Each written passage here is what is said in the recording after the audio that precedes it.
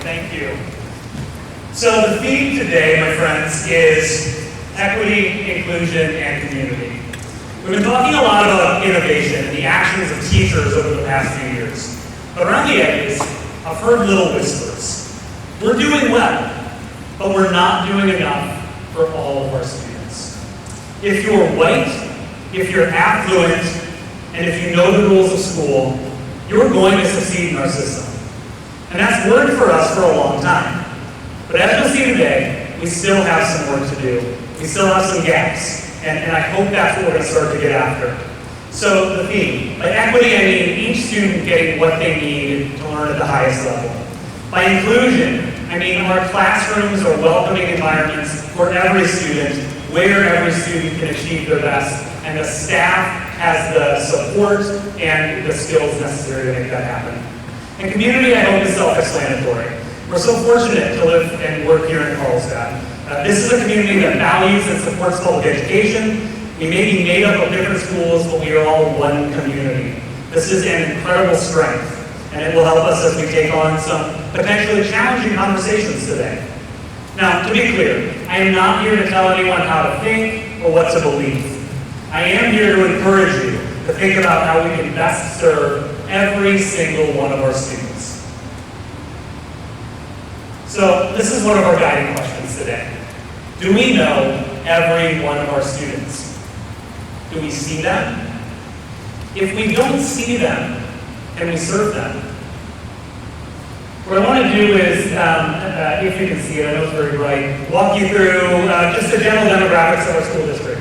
When we took the data last year, we had a little over 11,200 students. Depending on the day you pull the data, that number changes. But we'll go with that number for the purposes today. When we look at our student groups, nearly 1,500 of our students have an IEP, right? So that's somewhere between 12 and 13% of our students are students with special needs. When we look at our students who are English learners, when we combine students who are currently in EL with those students who are redesignated fluent, so recently in English learning classes, that works out to be between 13 and 14% of our total student population. We have students who come from many language backgrounds. We also have students who come from many racial and cultural backgrounds. These are the four largest student groups. You can see that just over half of our students are white. Nearly a third of our students are Hispanic or Latinx. About 5% are Asian, and just over 1% are Black. Now that number, 132 Black students in our schools, doesn't sound like a very big number, unless you're one of those 132 students, and then that number is very meaningful. I want to make sure that we're thinking about every single kid as we talk through the things we're talking about today. Students impacted by poverty. When I talk in the community, people are very surprised by this. 1 in 4 kids in our schools are impacted by poverty. It's defined as being eligible for free or reduced lunch in the National School Lunch Program. That's 2,700 students that may or may not have free solid meals at home. So that's not what people think about when they think about Carlsbad, but it is a reality in our schools today. The last student group I'm going to mention are LGBTQ youth. There's, too far. Sorry. So lesbian, gay, bisexual, transgender, and questioning, LGBTQ. The state government and federal government doesn't collect statistics on this, so we don't really know. But nationally, the average is around 4.5% of the U.S. population identifies as LGBT. So that's the whole population. If you slice it into bands, the 14 to 24 age group, it's probably somewhere around 15%. So if you think about that potentially 15% of the students in our schools identify as LGBT. That's a group that we often don't pay a lot of attention to, and I'd like us to start thinking about a little bit. So I know that this can be a challenging conversation. I like this graphic here because it really speaks to what I think has to happen. We have to step a little bit outside of our comfort zone to have some tough conversations. I do believe that these conversations are absolutely worth it, however. Comfort zone. Perfect. This is the point in the speech where I was going to tell you that I want to model risk-taking for you. In all honesty, though, it's true. I'm nervous. I'm uncomfortable. I'm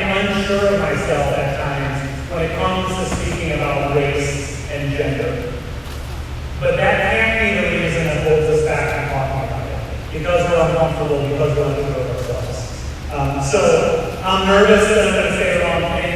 I'm nervous that I'm going to offend someone. But I can't ignore these issues because I'm uncomfortable. We want all students to achieve, so let's talk about it. Now, while it's one thing to hear from me, I do think it's so much more powerful to hear from our students. So today I've invited several former and current students to share their stories with you, to help personalize and bring some context to the things we're talking about today. So I'm pleased to welcome our first speaker. He graduated last year from State Creek High School and is an avid alumni. He's soon to be attending UCSD, and I understand he is a huge Marvel fan. Please help me welcome to the stage, Mr. Angel Dias.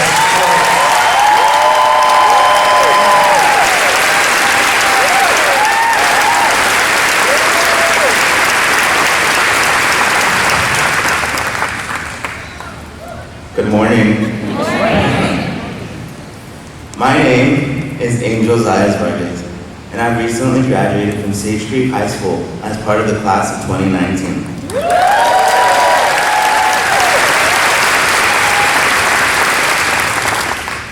Before starting my four-year journey, I generally believed that college was just for the rich and for those who had families that had gone to college. But soon enough, Avid proved me otherwise. Through Avid, I learned how to network, took on leadership roles, took advantage of many opportunities, and navigated the college process like a boss. Now, in 3 weeks, I'll begin pursuing my bachelor's degree in chemical engineering at the University of San Diego. University of California, San Diego, with over $25,000 in scholarships.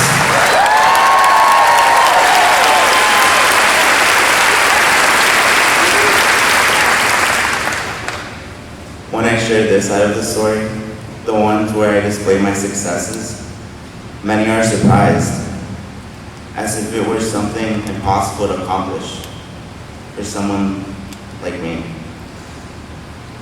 Overcoming obstacles, like I have, is something that I've only done with the help of others, and I'm thankful for my family and support system at school for helping me achieve what I have. Throughout high school, my parents always cared about and valued my education. The only problem was, oftentimes, they were unable to navigate the school system, especially when there were not many staff who were from a similar background, when materials were not always available in Spanish, and when there wasn't a counselor and administrator who spoke Spanish. My parents didn't make it past the 8th grade, and I'm the oldest of 5 siblings. Like many other families in this district from similar backgrounds, they did the best they could. Please, don't think that Latino parents don't value their kids' education. Many of them have taken a risk and made the ultimate sacrifice by coming to this country. However, they managed to get here in order to allow us to have an education and a better future.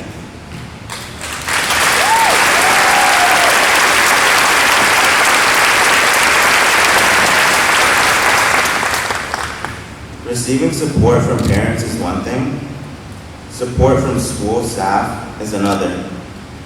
I was so lucky to have such supportive teachers, counselors, and staff every school year. But for my 12 years being within the Carlsbad Unified School District, I've only had 2 teachers that look like me. I mostly saw people like me working custodial jobs, nutrition services, assistant positions, etc. I respect people who work these jobs because every job has dignity, but it just sends a message from kindergarten through high school graduation that we belong in a certain position. Latinx students are 27% of the student population in CUSD. I sincerely hope that one day Carlsbad Unified can have teachers and administrators that truly reflect the student population. Representation matters. It also takes a lot out of those teachers and of color because they were the ones to go through everything. Because we feel comfortable with them, and I know they can get overwhelmed. But it's not only teachers we are missing, it's students. Personally, I've been questioned about why I wanted to take so many AP and honors courses. I received comments such as, why are you trying to be white? Being smart and capable is not a trait or a characteristic that only white people have. I and others belong in those classes just like everyone else, and my ability should not be questioned on the basis of my demographics. Being the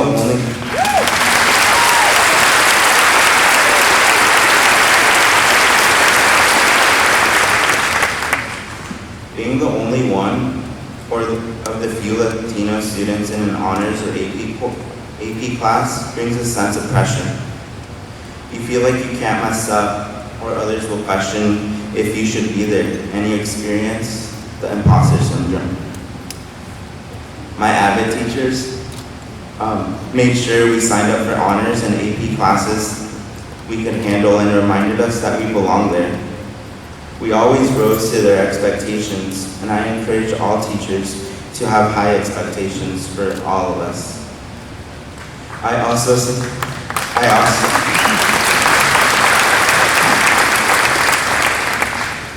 sincerely am grateful to the AP teachers I've had who believed in me and made me feel like I belonged in their class.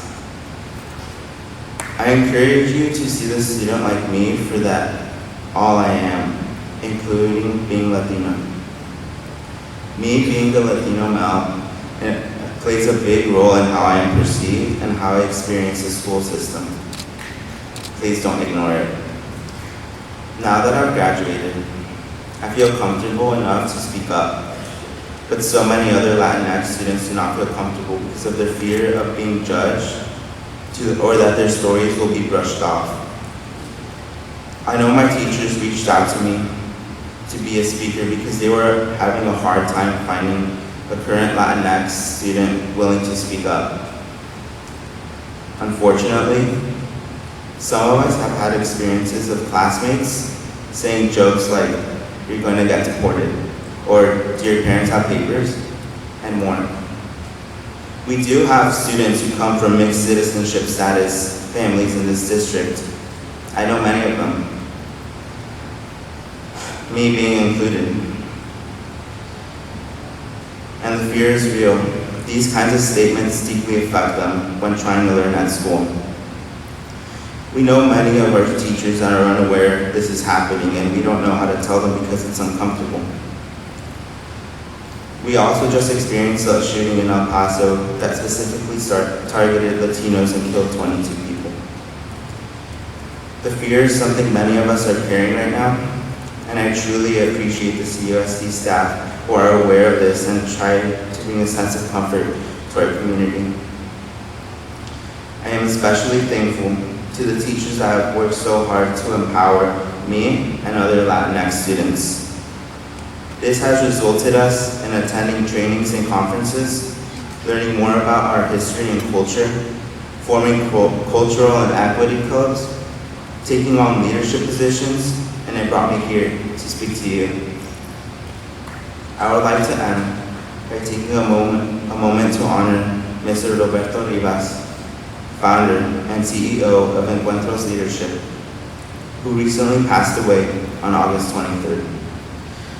Through his vision, countless Latinos within Carlsbad and beyond, myself included, were empowered to become leaders with our community. Thank you.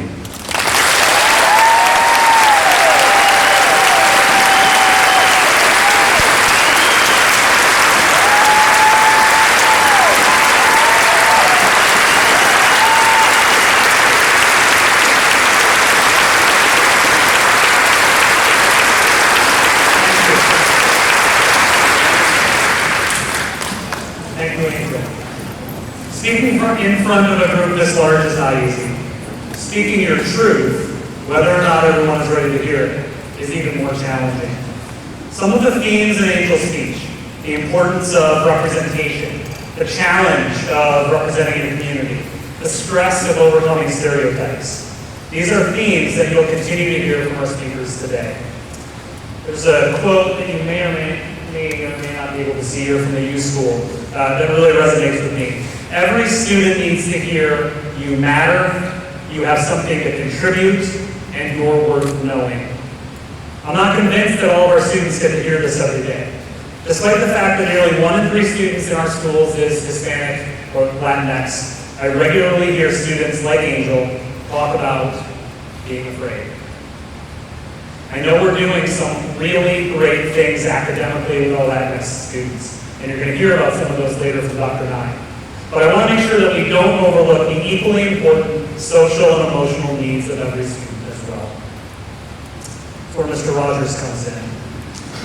We've got another student speaker in a moment that I'll introduce, but first I do want to tell you about one of the workshops we'll present later today. We have a CTA trainer named C. Scott Miller who's going to present a workshop on sexual orientation and gender identity in schools. I know it's a great training, I'm looking forward to it.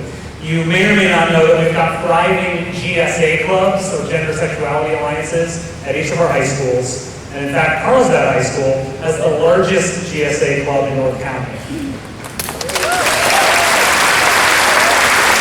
But this message isn't just for high school staff, it's for all of us. As you're listening to our next speaker, I want you to bear this in mind. Nothing can replace the influence of unconditional love in the life of a child.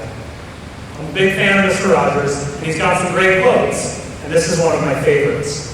Nothing can replace the influence of unconditional love in the life of a child. It's powerful stuff. There we go. Without further ado, I'd like to introduce you to our next student speaker, Cole Kaplan, a 12th grader and president of the Carlsbad High School GSA Club. Everyone, welcome Cole Kaplan.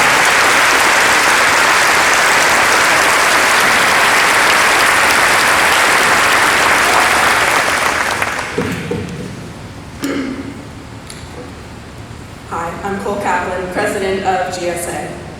Like many, school has always been a challenge, though for me, not academically.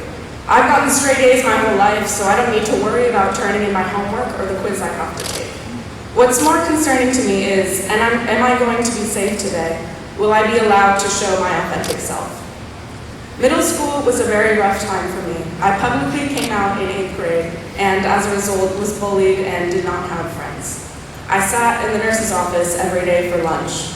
However, just having her there to talk to, someone I could open up to, I could trust if I ever wanted to open up, meant the world to me. At least I had one place I could go where I was safe. I've been bullied all my life, but that was the high point. I lost my friends and was disconnected from my family life. But just having one time a day where I didn't have to constantly worry was a miracle.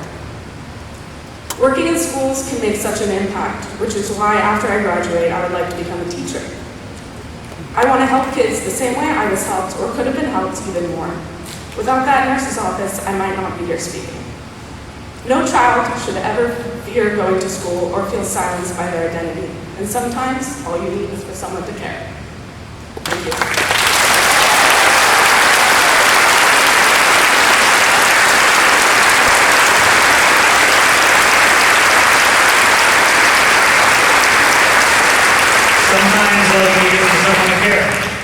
Our roles are incredibly important, whether you are that nurse that was the one caring adult that Cole had during those difficult years, or you're a teacher, or you're an office assistant, whatever your role is, you can be the difference maker for a kid.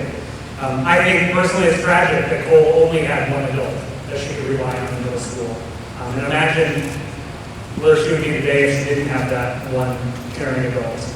LGBT students are 5 times as likely to have attempted suicide compared to heterosexual youth.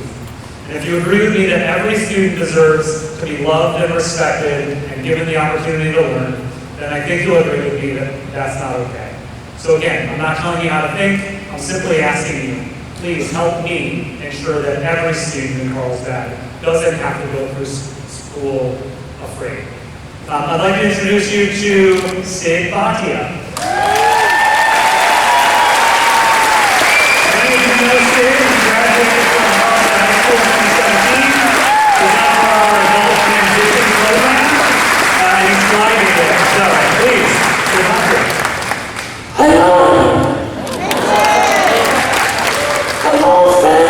parents and teachers, I'm so happy to come back to see CHS.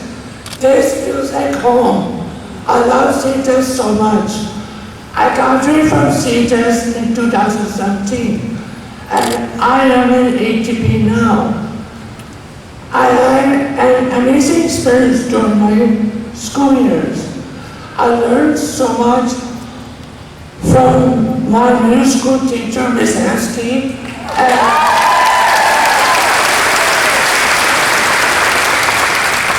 I love PE with Mr. Peter.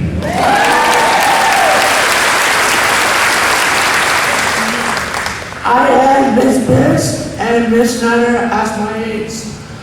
I have grown so much with the help of my high school teachers, Miss Keaton, Miss Ashford, and Miss Bremerton.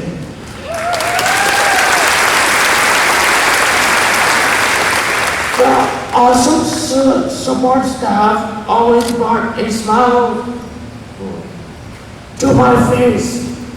I started going to the gym in high school, and I still go.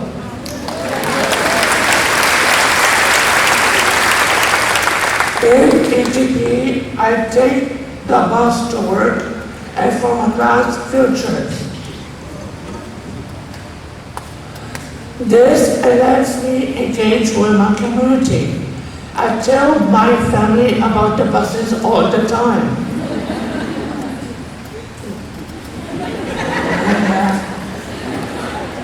I will finish ATP next year.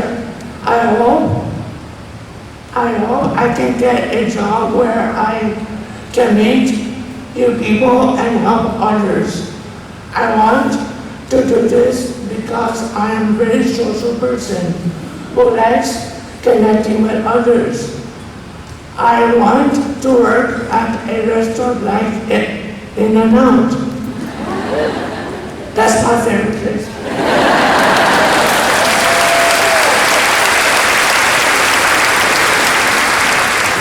I would like to thank all my teachers and friends who cared for me at CHS. ASB was my favorite class. I loved being crowned homecoming king.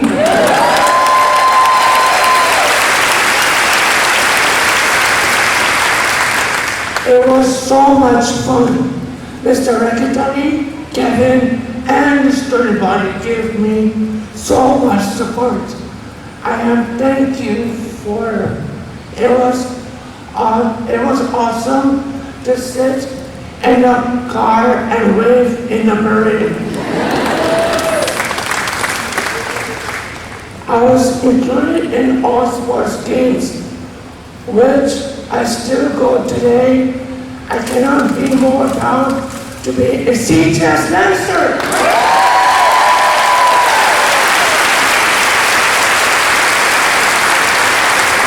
Thank you, Lancers, but I have to say something first. When I go to football games and basketball games, everyone gives me hugs. I cheer for my Cusd High School games because it was fun.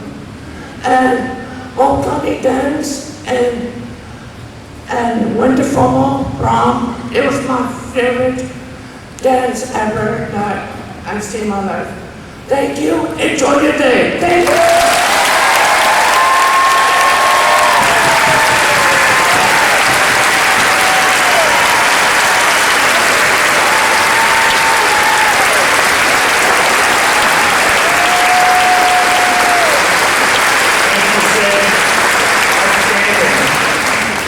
So this is the success story.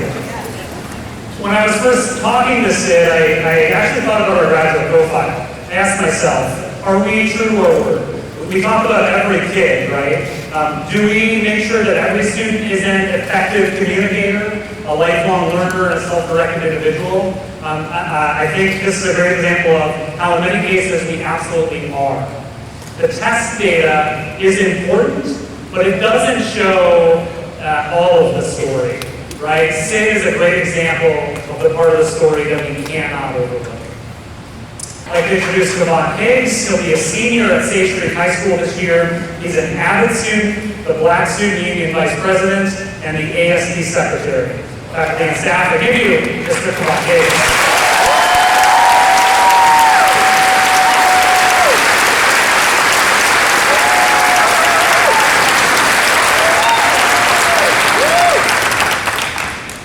All right, good morning.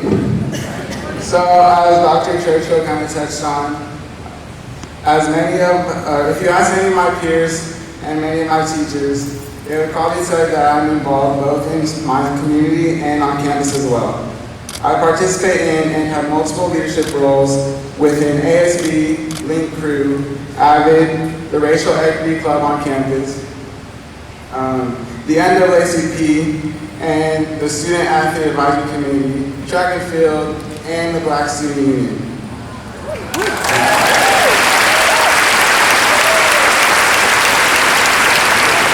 But for me, getting involved in the voting so much of my time is much more than just doing stuff to put on a college application.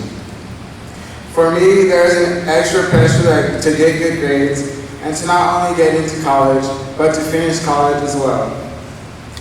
Not just for myself, but for my sisters, so they can have a path to follow, and for my mom, who didn't have the opportunity to finish college, and for the Black community as well. I feel the pressure of needing to prove wrong the stereotypes of my community. And it's hard. It's hard because I know when people see me that they question if I'm smart enough, if I'm violent, if I'm capable to be in the leadership position that I have on campus. Like a backpack, I carry this with me each day, from class to class, and from school to and from. I fear falling into the negative stereotypes that I am labeled with as a Black man. This summer, I recently took a Sociology 101 class at Cusd College, and it was here that I took both my favorite class and met my favorite teacher. Dr. Hoskins made it clear that no matter how anyone performed academically in the past, everyone had the potential to pass his class with an A or a B. He never gave up on a student or labeled them as difficult, and I left his class on the first day knowing that he would be my favorite teacher. Simply because I felt comfortable asking him questions, I could relate to him, and I was able to share my life experiences with him. Dr. Hoskins is the first Black educator I've ever had in my 11 years in the education system. This is why representation matters. But I had to seek this opportunity out. Throughout my 11 years in school, I have never been taught by someone who looks like me, someone I could identify with, and until I took Dr. Hoskins' class, I could never see myself as a teacher. On my campus, all of the Black staff are in nutrition services, they're custodians or campus supervisors. And I thank them because I do appreciate all the work they do. If Mr. Charles is here, I'm going to give you a great shout out. So Mr. Charles, you're awesome. I've never been able to see myself as a teacher because I couldn't identify with anyone because I simply have never had a teacher that looks like me. Let's see where. But yeah, this sends a message to all Black students of what they can do and what they should and should not strive for. The teachers that stand out to me are AVID coordinators, ASB directors, AVID teachers, BSU advisors, and our Racial Equity Club advisors, Ms. Tapia, Ms. Law, and Ms. Williams. They stand out to me. These teachers stand out to me because they allow me to voice my opinion. They advocate for all students. They acknowledge and are aware that they themselves may have unconscious biases. They educate themselves on how to better support their students of color by attending workshops and conferences in their free time. And they are committed to helping every student succeed, no matter their skin color or background.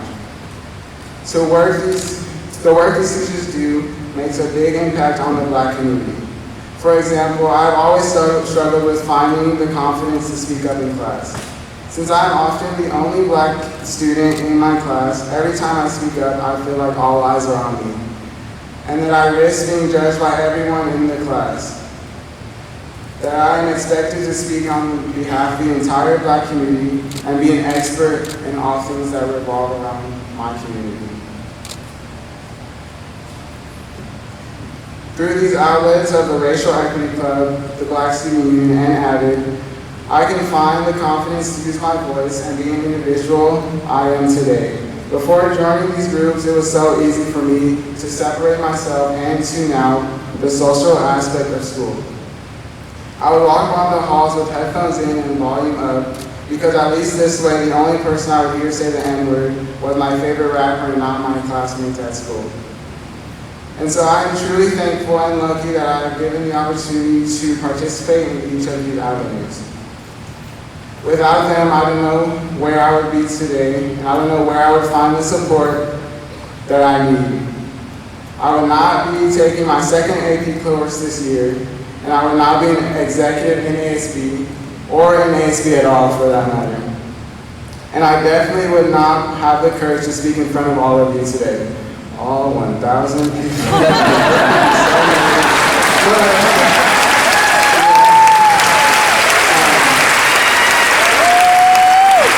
And I would like to leave you with this.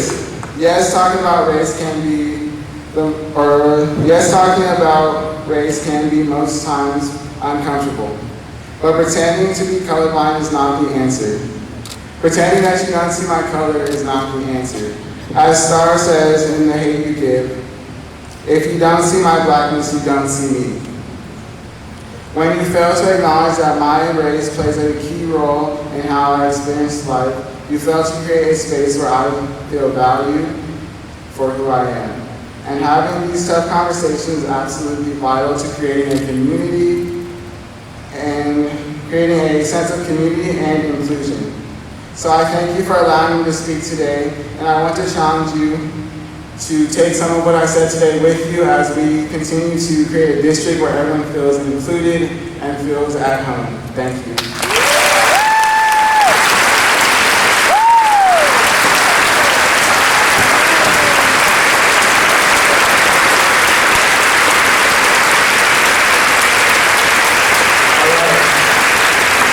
Powerful stuff, and frankly, brave.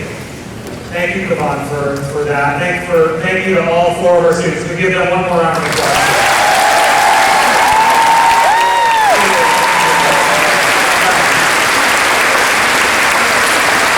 So when I think about the four students we heard from today, I do wonder.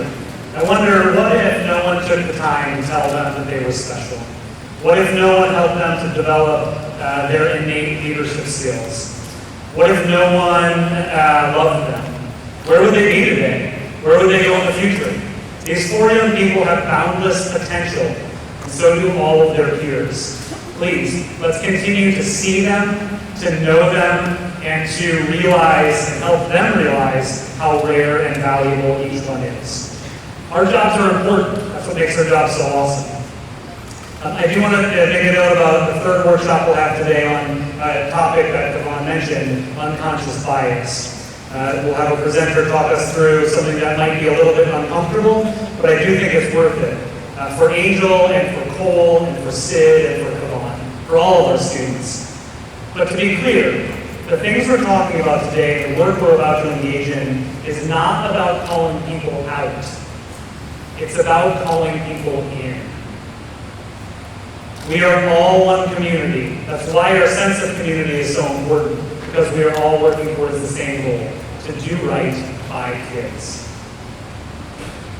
I have a lot of additional slides here this morning, but in the interest of time, I think I'm going to fast forward to the very end, because I think it's, I get a plus back. Thank you. We have 3 great workshops lined up today. Mr. Robertson will show your video later. I'm going to send you slides that give you information about our facilities upgrades that we have planned here. Hope Elementary, LA Elementary, the High School Science Building, and Magnolia Elementary. I'll send you the rest of the information about safety and security. We'll be implementing security cameras at all campuses. In the second half of the school year, we'll be implementing a visitor management system at all campuses, which will go live between now and probably Christmas time. And then we also have fencing projects going up. I was going to tell you a story about how when I was a child, I wanted to be an astronaut. But I'll forward that to you later. And I was going to close with this idea that we are a mission and vision-driven organization. When we talk about every student, I do hope that you carry that in your heart with me and think about every student. So we've got 3 great breakout sessions. The slide here is going to tell you where to go next. So find your team. Gosh, that's really hard to see. The first group will go to the old gym. The second group will go to the Folklore Center. The third group will stay here.